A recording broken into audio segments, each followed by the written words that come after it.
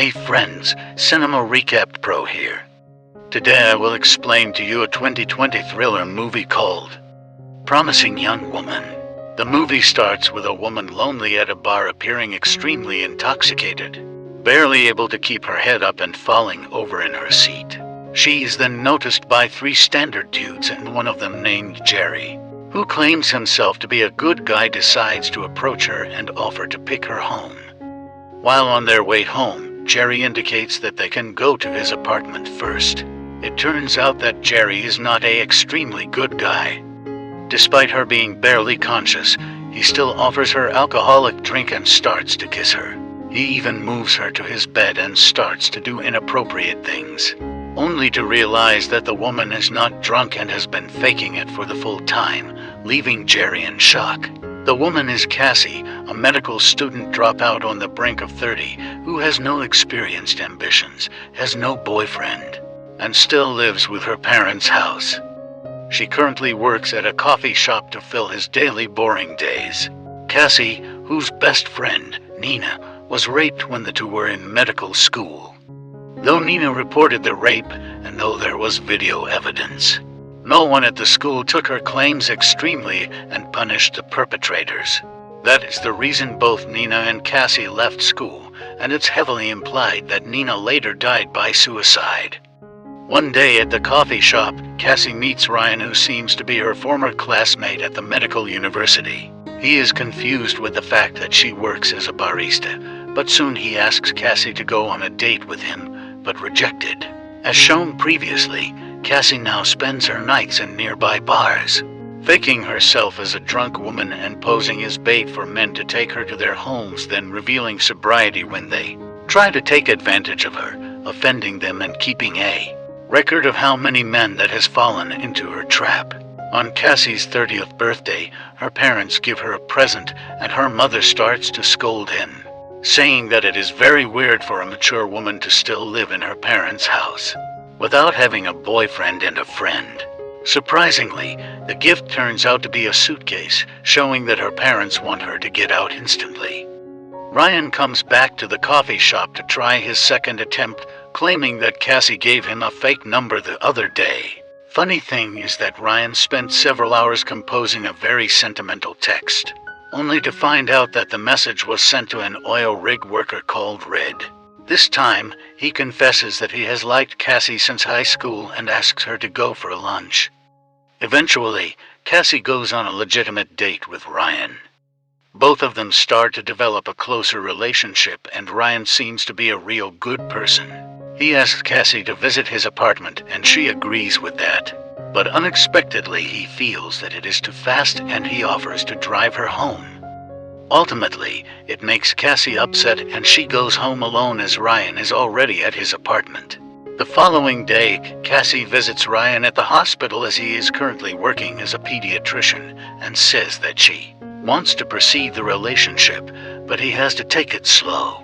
At night, Ryan mentions one of his companions, Al Monroe, the man who sent Cassie on this spiral of grief and trauma, has just moved back from London and is getting married, which makes Cassie upset. Since then, she starts to plan a strategy to revenge Nina on Al and others who were responsible for him getting away with the rape. She then meets another former classmate, Madison. They have little conversation, and we can see that Cassie deliberately wants to get Madison drunk by keeping pouring her champagne.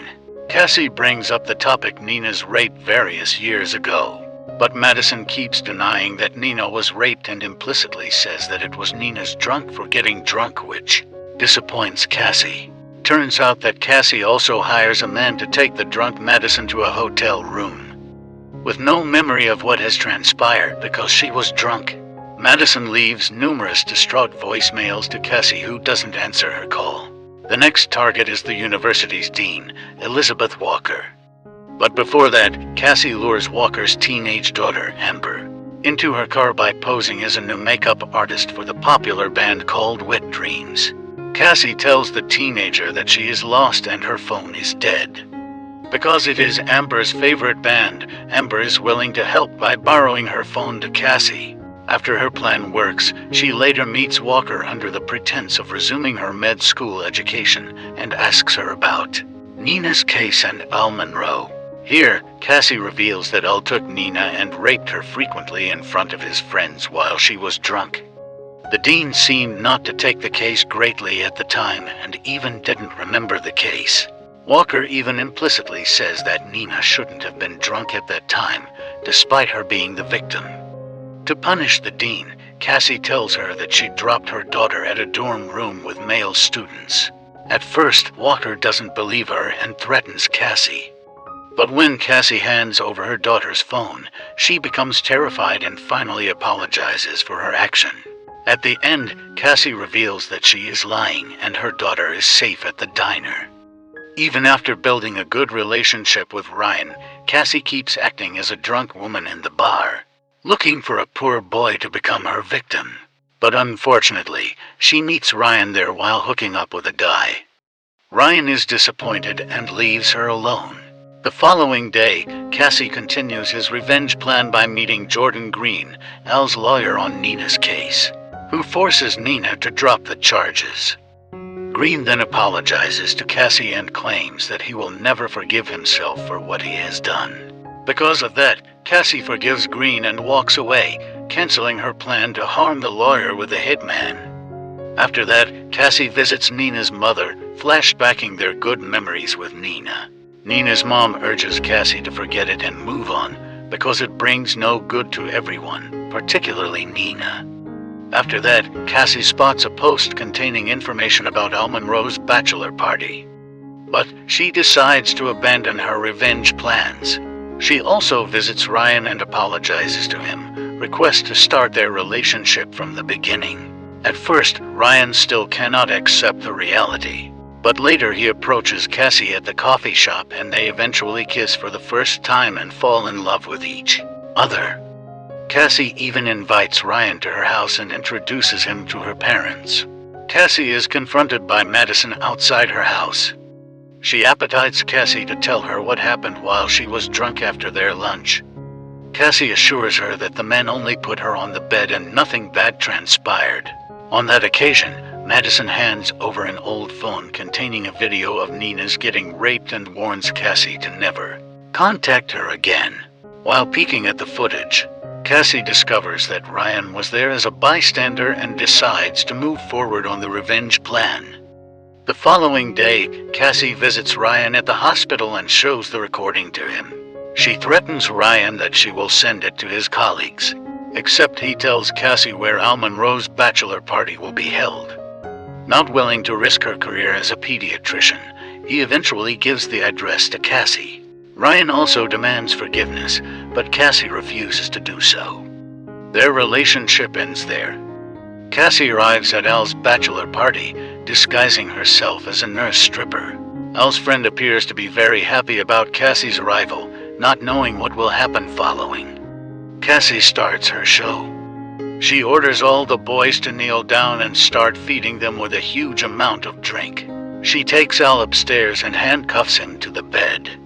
When asked about her name, she answers that she is Nina Fisher, which surprised Al because the real Nina is dead and unexpectedly begs her to let him go.